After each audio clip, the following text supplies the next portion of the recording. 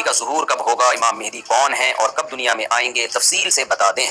دیکھیں ہمیں رسول اللہ صلی اللہ علیہ وسلم کی جو صحیح حدیث سے ملتا ہے وہ اتنی بات ملتی ہے کہ آپ صلی اللہ علیہ وسلم کے نسب میں حضرت مہدی ہوں گے، ان کا نام آپ صلی اللہ علیہ وسلم کے نام جیسا ہوگا، قریش میں سے ہوں گے،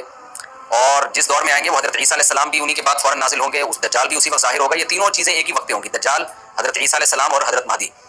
اور حضرت مہدی دمشق میں مسجد میں نماز کے لیے کھڑے ہوں گے کہ اچانک حضرت عیسیٰ علیہ السلام فرشتوں کے کندھوں پہ ہاتھ رکھ کے دمشق کے مینار پہ اتریں گے، پھر وہاں سے سیڑھیوں سے نیچے آئیں گے کیونکہ دارالاسباب میں داخل ہو چکے ہیں۔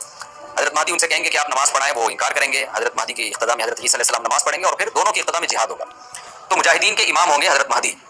اتنی بات ہمیں معلوم ہوتی ہے۔ چند باتیں اور ہیں روایات میں جو ملتی ہیں،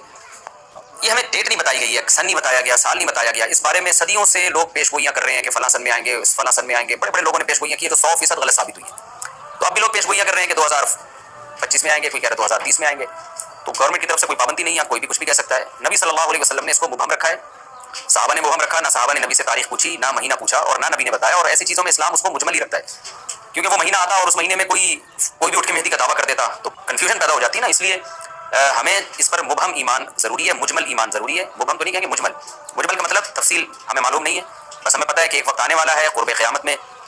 کہ حدیث میں آتا ہے خراسان سے ایک لشکر اٹھے گا اور اللہ اس کو فتح عطا فرمائیں گے۔ حدیث میں آتا ہے کہ مجاہدین لڑیں گے اور اتنی بڑی جنگ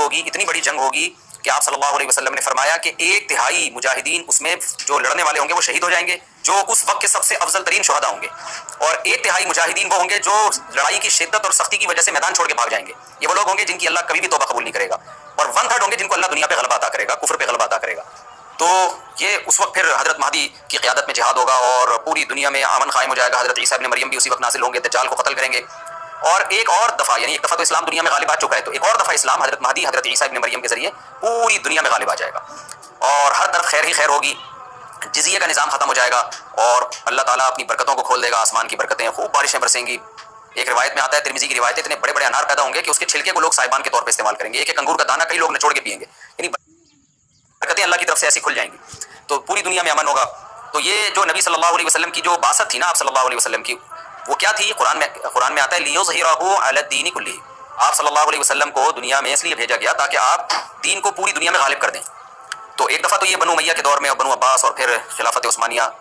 یہ جو مسلمانوں کی خلافتیں چلی ہیں، تو بنو امیہ اور بنو عباس کے دور میں تو اسلام پھیل گیا تھا پوری دنیا، جتنی بھی مہذب دنیا تھی اس میں اسلام ہی اسلام تھا، یعنی اسلامی حکومت تھی، سب مسلمان نہیں تھے لیکن حکومت اسلامی تھی، سب مسلمانوں کے زیر سایہ تھے۔ تو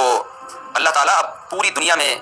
کیفیت کے لحاظ سے، کمیت کے لحاظ سے، کوانٹٹی کوالٹی دونوں لحاظ سے اسلام کو دنیا میں غالب کرے گا۔ اس کے لیے اللہ نے حضرت مہدی اور حضرت عیسیٰ ابن مریم کا انتخاب کیا ہے، اتنا ہمارا ایمان ہے۔ اب کیا ہوتا ہے کہ ہر تھوڑے دن میں کوئی مہدی اٹھ کے دعویٰ شروع کر دیتا ہے، اور تو امام مہدی سب سے پہلی بات یہ مجاہد ہوں گے،